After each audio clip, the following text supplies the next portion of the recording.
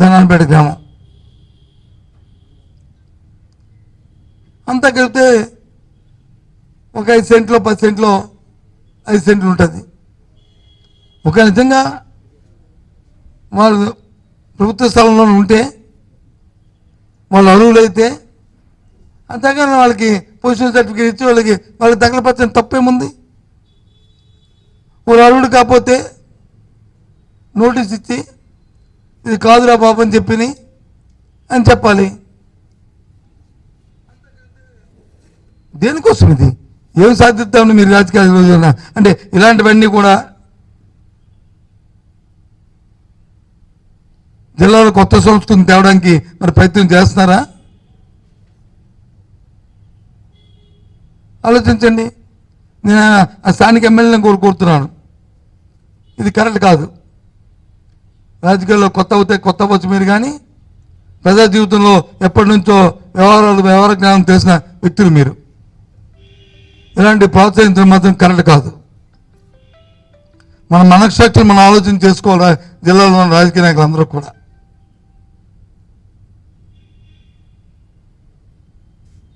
ఇటువంటి దౌర్జన్యకాండల్ని తీవ్రంగా ఖండిస్తున్నాం.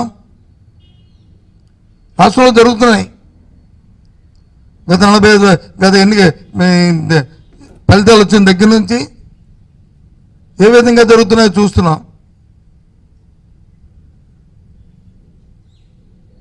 కానీ అలాంటి సాంప్రదాయాలు మన జిల్లాకు రాకూడదని ఎప్పటి నుంచో కోరుకుంటున్నాం. మాకు అవకాశం ఇచ్చిన భగవంతుడు అవకాశం ఇచ్చిన దగ్గర నుంచి కూడా ఇలాంటివి ఎక్కడ కూడా దరిదాపులకు కూడా రానికుండా చేశాం. మా దగ్గర కూడా వచ్చే కంప్లైంట్లు, ఏ వ్యక్తి అయితే ఇప్పుడు ఆ ఊరిలో కంప్లైంట్ పెట్టారో ఆ వ్యక్తులు ఆ గ్రామాల్లో చేసిన గత 20-30 సంవత్సరాల నుంచి ఏ విధంగా వాళ్ళు చేశారో అన్నీ వాళ్ళ మనస్సాక్షికి వాళ్ళకి తెలుసు. ఎప్పుడైనా ఎవరు పొట్టాన్ని కొట్టడానికి కానీ, లేదా ఎవరి పేకాన్ని తీయడానికి కానీ, లేదా ఎవరు అవసరం ధ్వంసం చేయడానికి కానీ ఎప్పుడు ఆలోచన చేయలేదే. అవకాశం ఉన్నంత వరకు ఎదురుబడి సాయం చేయడానికి ఆలోచన చేస్తాం. రాజకీయం అంటే అది.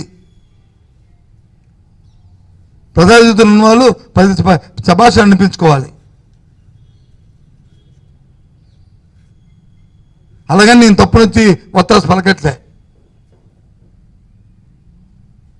పాపం నేను చూశాను, నాకు ఎవరో ఒక అబ్బాయి పంపించి చూడండి ఎంత దీనంగా అవునాదు వింటుంటే. ఎవరైతే ఉన్నారో ఈ ఎంగినాయుడు, ఈ జవాను, రిటైర్డ్ ఆర్మీ జవాను, ప్రెసిడెంట్ ఆఫ్ ఇండియాని కూడా రిక్వెస్ట్ చేస్తున్నాడు, రాష్ట్రపతిని కూడా రిక్వెస్ట్ చేసుకుంటున్నాడు ఎంత ఈ జరిగిన దౌర్జన్యానికి.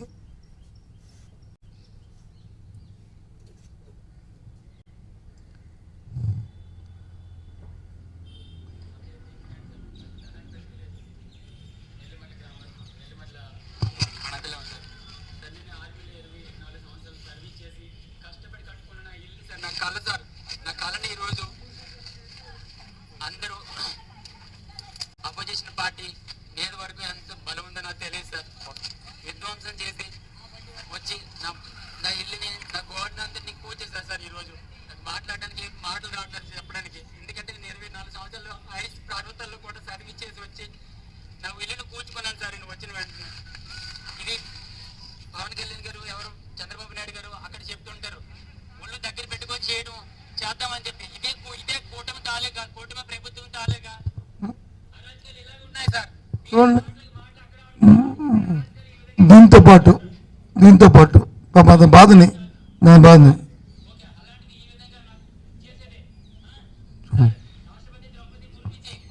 नमस्कार।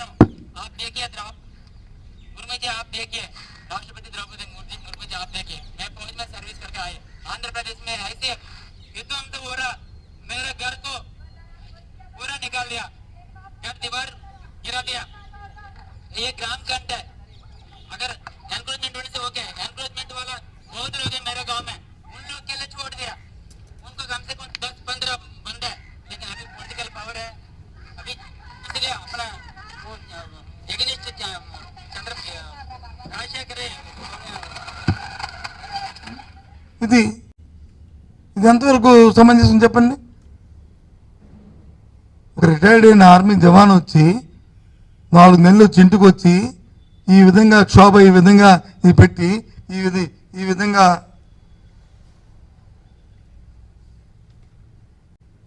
కూర్చోవేసి చేయడం అనేది సమంజసమా? ఎందుకంత కక్ష? రాజకీయాలు అంటే ఒకసారి ఎమ్మెల్యేలు అయితే, ఒకసారి మంత్రులు అయితే, ఒకసారి ప్రభుత్వాలు వస్తే వ్యక్తిగతమైన కక్ష తెచ్చుకోవడానికి కాదు. భగవంతుడు ఇచ్చిన అవకాశాన్ని ఎదుటివాడు సాయం చేయడానికి చూసుకోవాలి. ఒకవేళ మనకు ఎవరైనా కోపంతోనో తాపంతోనో ఏదైనా చెప్పినా దాంతో కొంత సమయం పాటిస్తూ దాంతో ఎంత గ్రావిటీ ఉంది, ఏంటి విషయం అని తెలుసుకోవాలి. నేను జిల్లా కలెక్టర్ని కూడా నేను దీంట్లో ఆక్షేపిస్తున్నాను. ఏ విధంగా మీరు పర్మిషన్ ఇచ్చారు? ఒక ఆర్మీ జవాన్కి సంబంధించిన ఒక వ్యక్తిత్వాలకి ఇంటికి వచ్చి కూర్చోడానికి మీరు కలెక్టర్ గారు కదా ఒకసారి పిలిపించుకుని అబ్బాయిని నువ్వు రెస్పాన్సిబుల్ పర్సనే కదా, నువ్వు ఆలోచించు బాబు అని చెప్తే అయిపోయా.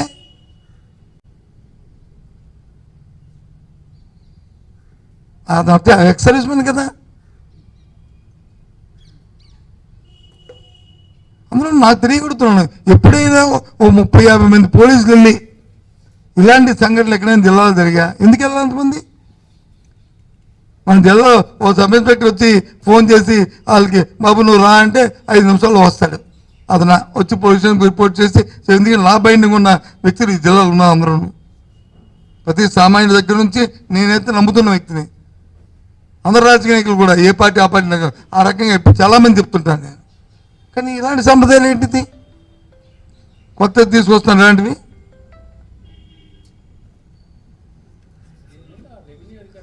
రాత్రి అయితే పగలైతే రాత్రి వస్తుంది.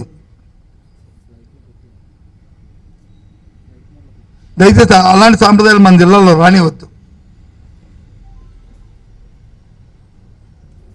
కొద్దిగా సమయం పాటించండి. మన దృష్టికి ఏదైనా నాయకులు ఎన్నుకోబడిన నాయకుల దృష్టికి ఏదైనా వస్తే రాజకీయ కోణంతో పాటు మానవతా దృక్పథం కూడా ఆలోచన చేయండి.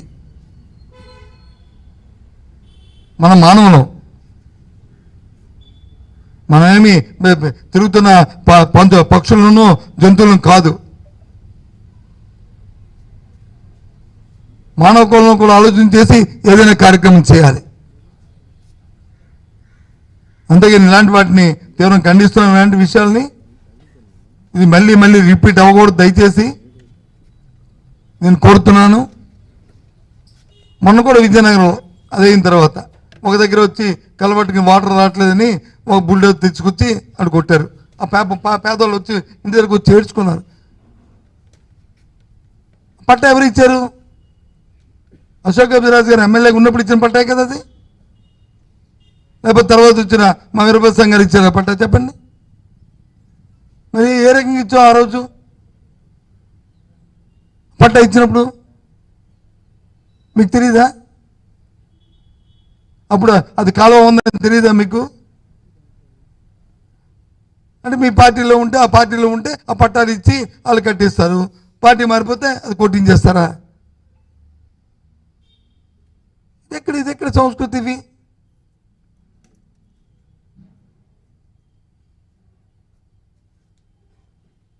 ఆ ఊరిలో ధనాపేట ఆ పెద్దలు కూడా అడుగుతున్నాను, ఎవరైతే ఈ కంప్లైంట్ పెట్టారో ఆ జవాన్ మీద రాజకీయాలు పక్కన పెడితే ఏ విధంగా గత 20-30 సంవత్సరాల్లో ఏ విధంగా ఆలోచన చేసుకోమని ఆత్మహత్య చేసుకోమని కోరుతున్నాను. వద్దు, ఇలాంటి తప్పు ఇది. దయచేసి మళ్ళీ ఇలాంటివి సంఘటనలు పునరావృతం కావద్దని కోరుతున్నాను. జిల్లా కలెక్టర్ని కూడా పునఃసంరక్షించుకోవాలి. ఇలాంటి కార్యక్రమాలని కొత్తగా వచ్చారు ఎస్పీ గారు కూడా కోరుతున్నాను.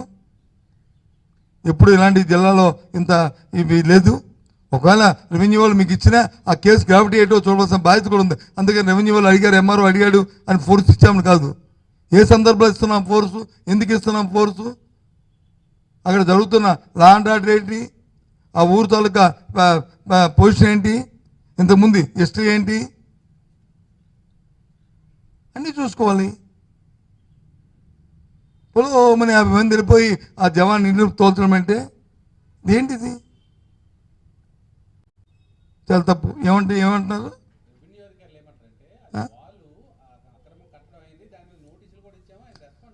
నేను అంటూ తింటారా? నేను ఆ వాళ్ళని, అది ఒక గ్రామం, అది పట్టణం కాదు, అది ప్రభుత్వ స్థలం. నేనేం ప్రైవేట్ స్థలం అంటలేదు.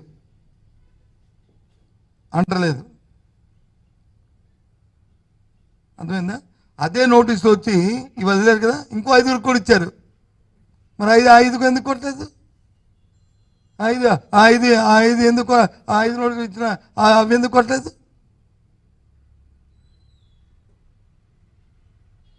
ఆర్మీ ఏమైనా వచ్చి పాపం ఎక్కడి నుంచో 20 సంవత్సరాలు ఉద్యోగం చేసుకొని దేశం కోసం కష్టపడి వచ్చాడు, అమ్మాయికి ఏం చెప్పిన చేస్తారా? నేను వాళ్ళు కూడా వీళ్ళు తీసేమని నా తాలూకు అభిప్రాయం కాదు. వీళ్ళు కానీ ఈ ఆర్మీ జవాన్ కానీ ఆ కట్టడాల వాళ్ళు వచ్చి గ్రామాలకు వచ్చే ఇబ్బంది వస్తే, లేదు అది ప్రభుత్వ భూమి అయినప్పటికీ గ్రామకంఠం అయినప్పటికీ కూడా ఒకవేళ ఉంటే దానికి వాళ్ళకి అర్హులైతే వాళ్ళకి దాని మీద పొజిషన్ సర్టిఫికేట్ ఇచ్చి దాన్ని రెగ్యులేట్ చేయండి.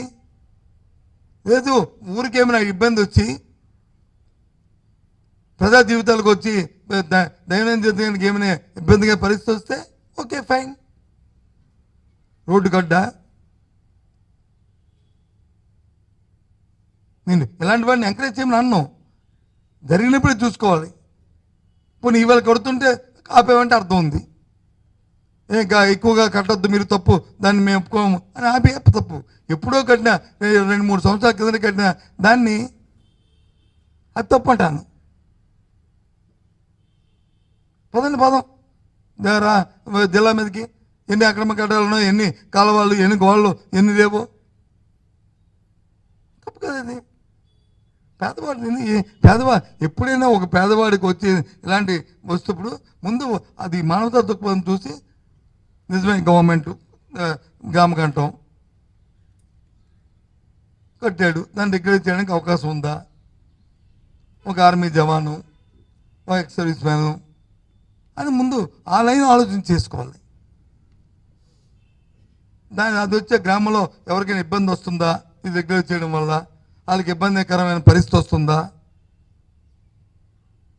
వస్తే అది తప్పది, ఎదుటివాడికి ఇబ్బంది పడకూడదు ఆలోచన చేయాలి. దానికి ఏదైనా రుచి ఉంటే బాబు డబ్బు కట్టి నువ్వు దాన్ని రెగ్యులేట్ చేయి. ఎంతమందికి ఇస్తావు? ఇవ్వట్లేదు. మనం రెగ్యులేట్ చేయడం పొజిషన్ సర్టిఫికేట్ ఇవ్వట్లేదు. ఒక ఉగ్రవాద దగ్గరికి వెళ్ళినట్లు 50 మంది పోలీసులు వెళ్ళి ఉదయం 8 గంటలకి పడుకొని లేసేటప్పటికి వెళ్తే మా కుటుంబం ఏమైపోలే. అలాంటి సంప్రదాయాలు మా గ్రామాల్లో లేవు. ఇప్పుడు నేను అధికారంలోకి వచ్చిన తర్వాత 15 సంవత్సరాలు నేను అధికారంలో ఉన్నాను. 15 సంవత్సరాలు అధికారం లేకుండా ఉన్నాను. 30 సంవత్సరాలు ఉన్నాను. అంతకుముందు కూడా తెలుగుదేశం పార్టీ 15 సంవత్సరాలు ఈ జిల్లా అధికారంలో ఉంది. అప్పుడు ఎప్పుడు చూడలేదు నేను. లేదు 15 సంవత్సరాలు మీ అధికారంలో ఉన్నాను, ఎప్పుడు చూడలేదు. ఇలాంటి కొత్త సంప్రదాయాలు ఏంటి? అది నేను అడుగుతుంది. రెవెన్యూ నోటీస్ ఇవ్వచ్చు, కాదని లేదు. ఆ నోటీసులకి వెళ్ళి కూడా ఇచ్చారు కదా నోటీసులు. ఇవన్నీ వీళ్ళకైనా అది దానివల్ల ఇంకోటి నష్టం వస్తుందా? లేదు అది ఏమైనా ఇవాళ నిన్న కట్టిన పచ్చిగా ఉన్నదా అని చూసుకోవాలి కదా. అది అడ్మినిస్ట్రేషన్ బాధ్యత కదా. అది ఎవరో చెప్తారు, వారికి ఇద్దరికి బాధ్యత. అందుకే నేను ముందేం చెప్తున్నాను, రాజకీయాల్లో గెలిచిన వ్యక్తులు రాజకీయాలు ఎన్నికలైన తర్వాత రాజకీయాలు పక్కన పెట్టుకుంటూ రాజకీయ పార్టీని కాపాడుకుని వద్దాను రాజకీయ పార్టీ వాళ్ళకి ఎక్కువ. కానీ మానవతా దృక్పథం కూడా ఉండాలి. మూర్ఖత్వాలు, దౌర్జన్యాలు ఇవి కలకాలం పనిచేయవు. ఇది శాశ్వతం అనుకుంటే పొరపాటు. గత 5 సంవత్సరాలు నేను అధికారంలో ఉన్నాను, ఇవాళ 5 సంవత్సరాలు అధికారంలో లేను. అంతకుముందు 5 సంవత్సరాలు లేను, అంతకుముందు 10 సంవత్సరాలు ఉన్నాను.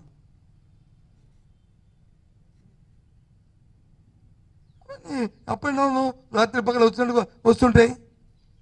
అందట్లో ఉన్నప్పుడు వచ్చి విర్రబీగిపోయి కళ్ళు వచ్చి నెత్తిమీద పెట్టుకుని లేనప్పుడు వచ్చి కింద చూస్తానంటే ఏంటిది? ఎప్పుడైనా జరిగిందే విజయనగరంలో? మీరు చెప్పండి. మీ అందరూ విలేకరులు ఇక్కడ ఉన్నారు కదా విజయనగరంలో, మీరు ఎక్కడే కదా పుట్టిన చాలామంది ఇక్కడ ఉన్నారు కదా, బయట నుంచి వచ్చిన అయితే ఇప్పుడే ఇలాంటి సంఘటన మనం అప్పుడే ఇంతమంది పోలీసులతో ఎక్కడ ఇన్సిడెంట్ జరిగింది చెప్పండి. చెప్పండి, ఒప్పుకుంటాను సార్, మీరు ఉన్నప్పుడు అదే కదా దాన్ని చేయించారు కదా సార్ అని చెప్పండి.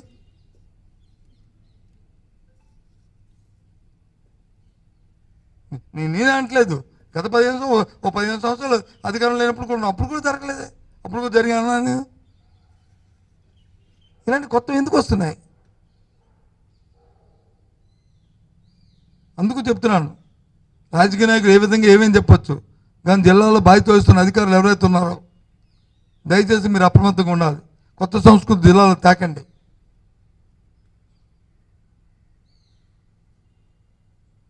జిల్లాకున్న గౌరవాన్ని సాంప్రదాయాన్ని కాపాడండి. కలెక్టర్ గారు దీన్ని వెంటనే ఇంటర్వ్యూ అయ్యి ఎవరైతే ఆ జవాన్ ఉన్నాడో, ఎక్స్-సర్వీస్ ఉన్నాడో వాళ్ళకి న్యాయం చేయండి. ఏ విధంగా చేస్తారనేది మీరు ఆలోచన చేసుకుని మీ ప్రయోజనం ఏముందో ఆ ప్రయోజనం చూసుకొని చేయండి. నేను యాక్చువల్గా వెళ్దాం అనుకున్నాను ఇవాళ ఊరిలోకి, కానీ వెళ్ళి మళ్ళీ టెన్షన్లు పెంచాలి లేకపోతే ఇవి రాజకీయం చేయాలనే ఆలోచన కాదు కాబట్టి మిమ్మల్ని పిలిచి నేను వచ్చి మీతో పత్రికతో మాట్లాడుతున్నాను.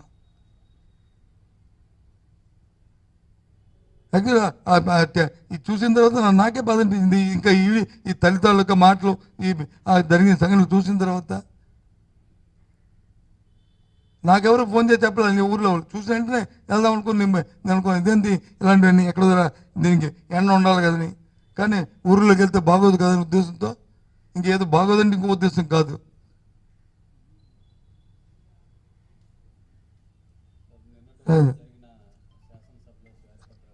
కాబట్టి అది రేపు ఉదయం వైజాగ్లో మళ్ళీ ప్రెస్ కాన్ఫరెన్స్ పెట్టాను 11 గంటలకి. అక్కడ వచ్చి మిగతా విషయాలు మనం ఏదైనా జిల్లాకు సంబంధించి ఏమి ఉంటే మాట్లాడండి, చెప్తాను. మిగతా ఏమైనా ఉంటే రేపు ఉదయం 11 గంటలకు వైజాగ్లో మాట్లాడతాను, అక్కడ మాట్లాడతాను. సో ఏ విషయం ఉన్నా సరే మళ్ళీ ఈ విషయం మళ్ళీ దాని డైవర్షన్ వస్తుంది.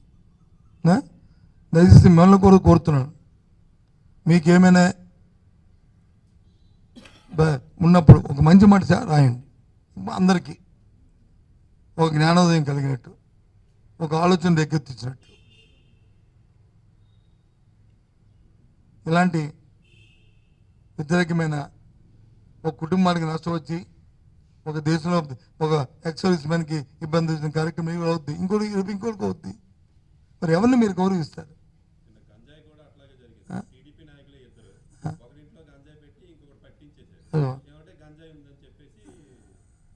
తప్పు కదా అది. ఇంక ఉదయం పేపర్ కూడా చదివాను,